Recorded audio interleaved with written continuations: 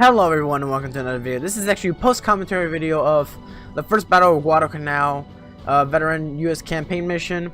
Yeah, this is a very difficult mission, and I decided not to record as not to talk as I played, because this mission, you need a lot of focus. Survived the onslaught, but the enemy aren't giving up easily. A Japanese convoy of large troop ships is on the way, and they've dispatched a battle group to attack the airfield again, while the forces come ashore. We plan to hit their ships en route at Savo Island. So yeah, this is, like, everything else is pretty easy to do. The secondary objective is what's brutal to get a gold medal on this. You need to avoid losing 5 or more American ships. You're going to be losing a lot of American ships in this mission. So what I did basically is I just basically set up a Alaska class instead of doing LNM Sumner. I first tried this with some tips with Axis Crusher when he told me how to do this, but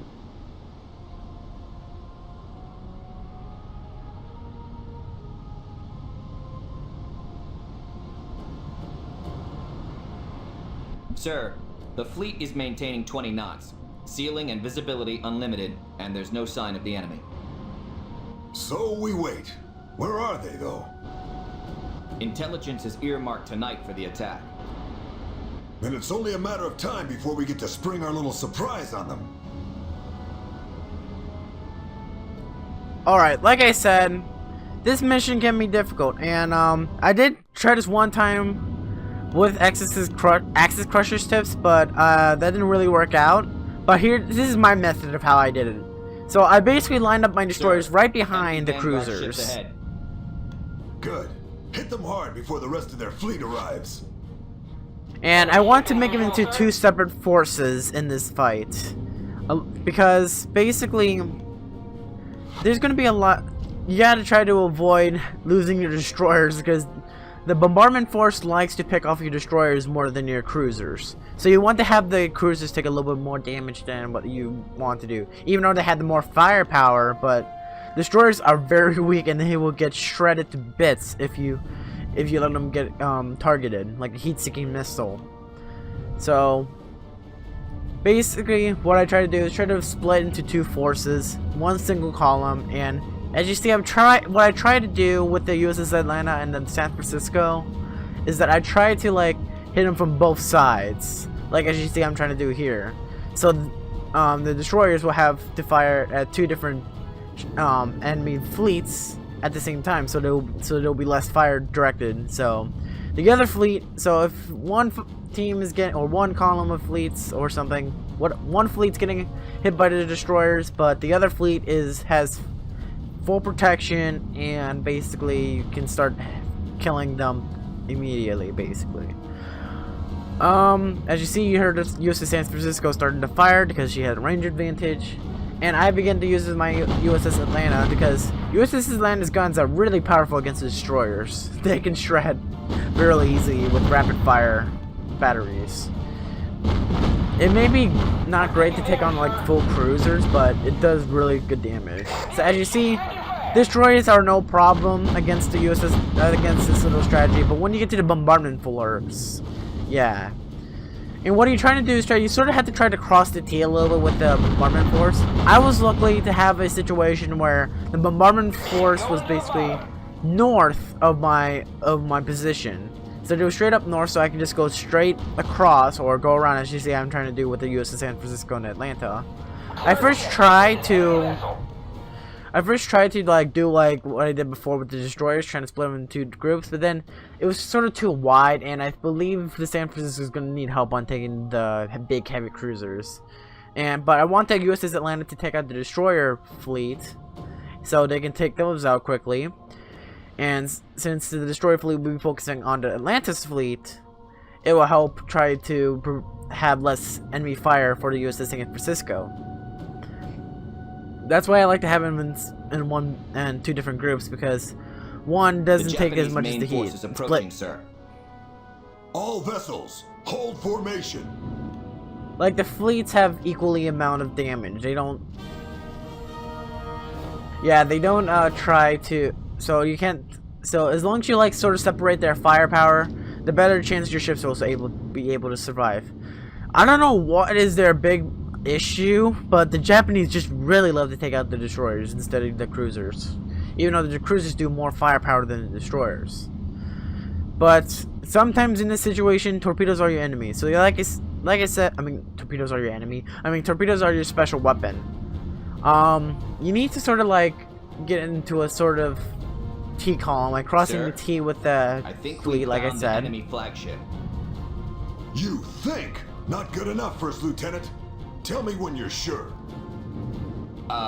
Yes, sir. It is the Japanese flagship, I'm sure. Good. Then we have our primary target. So yeah, you need to basically try to do as much damage as you can without taking as much damage as yourself.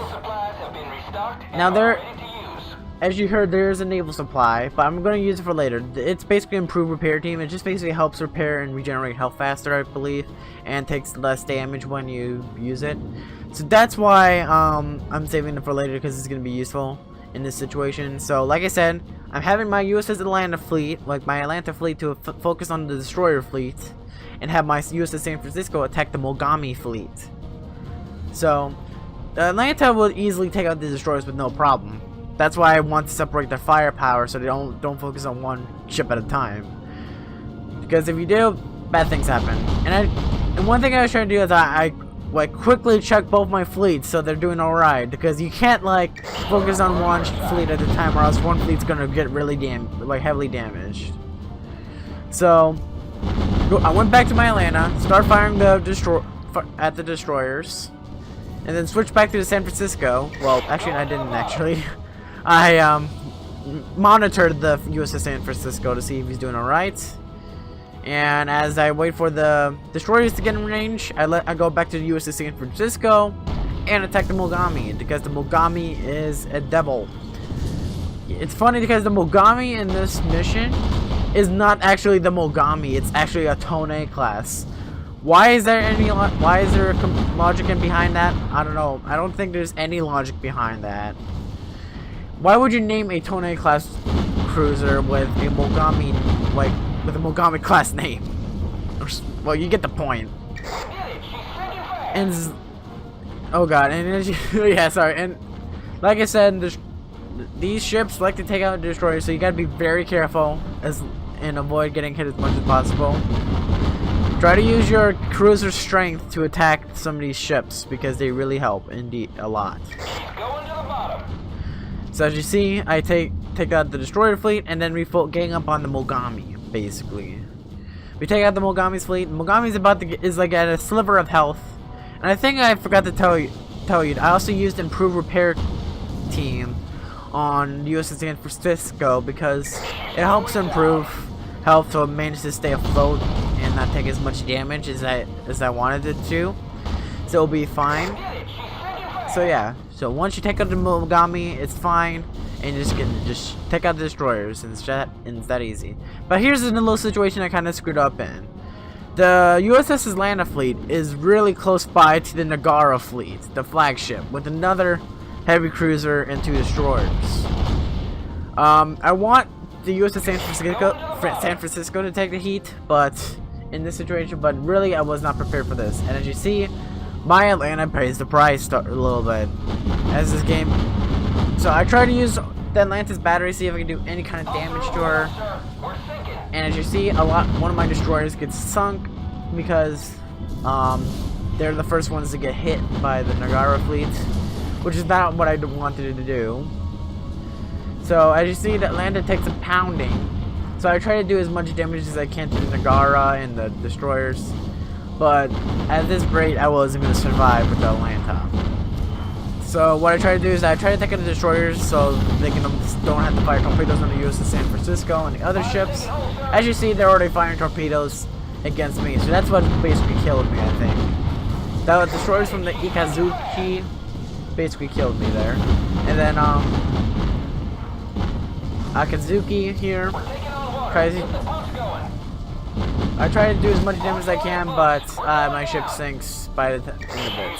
USS Fletcher survives, but by the time I get to the USS Fletcher, Nagara points his guns to the San Francisco, which is what I wanted to do in the first place. So it's just the Nagara and the rest of the remaining fleet. So I only lost 2 ships so far. Enterprise, And you need. USS Portland. We're chasing a lone enemy ship. I actually skipped that because. I actually Finish skipped that off and cutscene join because it forces was with kind of USS useless and I San really need to Francisco. focus on attacking the Nagara. And so what I try to do, I try to get really close to the Nagara as possible with the USS Flagship without trying to get killed. But since the Nagara is really focusing on the USS San Francisco, I can easily launch my torpedoes without the Nagara noticing I was there. Now as you saw, the USS Maine, well not USS Maine, that was the battleship, never mind. I think, well it's an Alaska class cruiser is there with his 2 escort ships, USS Guam, so Sir. Nagara the is taken enemy out flagship and that is was going easy. down. Still got 4 ships Is remaining. that confirmed? And by the time the destroyer came back, Absolutely, sir. She's finished. by the time We've that I broken get to the Japanese USS formation. Guam, They're the turning destroyers and get retreating. heavily damaged. I don't know how the destroyer did to them, but they did a Sir, severe enemy damage. vessel bearing 350, heading right for us. So Any now specifics? the USS. This is Trying to the identify it. hard part a little It's bit. big though. How big? Oh no. It's a battleship. The USS Well, let's USS give it the welcome into Hiei, visitors. yeah, the Hiei. What you need to try to do is that you need to use your cruiser that was with the fleet to take the big damage, like be as distraction. That's what I try to do with the USS Guam, but then the Congo class battle cruiser comes and try to take out one of my destroyers, which is the USS Aaron Ward. I tried to use the USS Aaron Ward, but later on I realized that it's at low health and I can't avoid losing another ship because I need to sacrifice 1 ship at least, 1 destroyer to take out the Hiei. So I had to pull the USS Aaron Ward out of the battle without getting, so it doesn't get killed. And that's what I want to do because once the Hiei starts turning its guns to the USS Guam, I activate the, well as you see there's a naval supply called hardened armor. Basically you take less damage and you would basically absorb the damage in a normal, what you would normally do. So I take the USS Aaron Ward out of here and I try to get the USS Starlight. I don't know how to say it. I don't know how to pronounce. I'm butchering a bunch of these names. But see, as you see, the Hiei goes for the USS Guam. And what I want to do is that I want to have the USS Guam be the distraction for the Hiei's guns. Activate hardened armor so it takes less damage. And I have the destroyer try to go sneak up on the Hiei and try to torpedo her. Because eventually the Hiei will know that you're trying to flank them and try to use the destroyer to do torpedoes. Because that's when it's her, later on you see, yeah, her battery start firing at the Starlight. The Starlight? Or they don't have, I should not even try. But that's what you kind of need to do a little bit. Try to get it as close as you can, like at least 0.5 to 0.4 nautical miles. And try to get as close as you can. Because I want to get the Hiei out of here. So I around my 0.5 miles, started launching torpedoes on the the Hiei, and try to launch torpedoes. And that's what I try to do here. And as of right now, the secondaries go live on the Starret, and that's basically rips apart the destroyer. I launched all the torpedoes I can, and luckily, a bunch of those torpedoes hit the Hiei. And I managed to sink her before I lose the destroyer.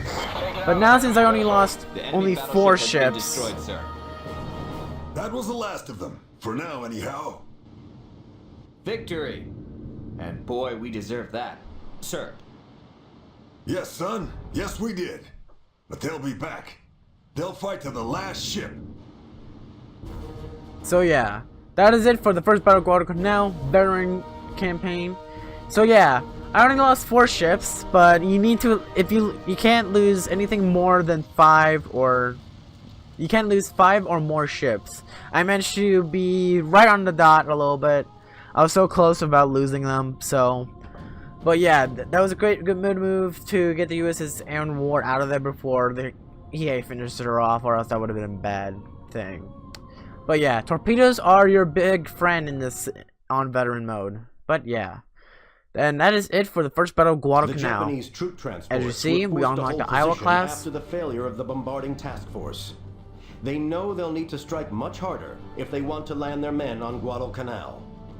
We sank a good number of their vessels during the operation, but they'll be back. Guadalcanal is an important stepping stone for those crossing the Pacific. So yeah, we got a gold medal, and yeah, I hope you guys enjoyed that video. If you guys do, please leave a like, and I'll see you guys in the next video. Bye bye.